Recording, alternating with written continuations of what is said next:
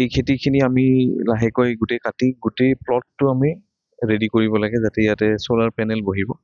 চ' এতিয়া আমি কাম কৰি আছোঁ যিটো আমাৰ চ'লাৰৰ বাউণ্ডেৰী। আপুনি জানে ইয়াত অলমষ্ট 750 বিঘা মান এৰিয়া, চ' যথেষ্ট ডাঙৰ এৰিয়া।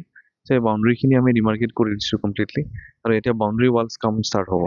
চ' আমি প্ৰথমে বাউণ্ডেৰীৰ ওচৰৰ যিখিনি খেতি আছে সেই খেতিখিনি আমি চাইছোঁ যে বাউণ্ডেৰীখিনি দিওঁতে কিমানখিনি হ'ব। তাৰপিছতে গোটেই সকলোখিনি খেতি আমি ইয়াৰ পৰা লাহেকে গোটেই মাটিটো আমি ক্লিন কৰি চ'লাৰ পেনেল বহাব কৰাৰ আমি ব্যৱস্থা কৰিম। এই সৌৰশক্তি প্ৰকল্পৰ কিমান কাম আগবাঢ়িছে বৰ্তমান? যথেষ্টখিনি কাম আগবাঢ়িছে, আপোনালোকে দেখা পাইছে।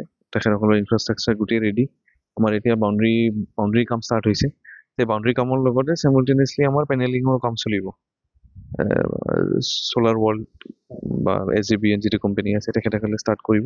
সেইখিনিতে আমি প্ৰশাসনৰ ফালৰ পৰা যিখিনি সহায় সহযোগিতা লাগে সম্পূৰ্ণভাৱে দিছোঁ। এই প্লেণ্টৰ পৰা কিমান শক্তি বিদ্যুৎ? এইটোতো ইমান টেকনিকেল ডিটেইলছটো আপুনি টেকনিকেল পাৰ্চনৰ পৰা পাব। বাট আমাৰ প্ৰশাসনৰ পৰা যিখিনি আমি কৰিছোঁ এতিয়া, ইয়াত আমাৰ বাউণ্ডেৰীটো আমি তেখেতসকলক ওলাই দিছোঁ, আৰু এই বাউণ্ডেৰীৰ লগতে যিখিনি আমি গোটেই এৰিয়াটো ক্লিয়াৰ কৰিব লাগে ভিতৰত। অলৰেডি চ'লাৰৰে মাটি, সেই চ'লাৰৰ মাটিটো যিহেতু ঘৰ থাকক ইয়াৰ পৰা আঁতৰাই দিব।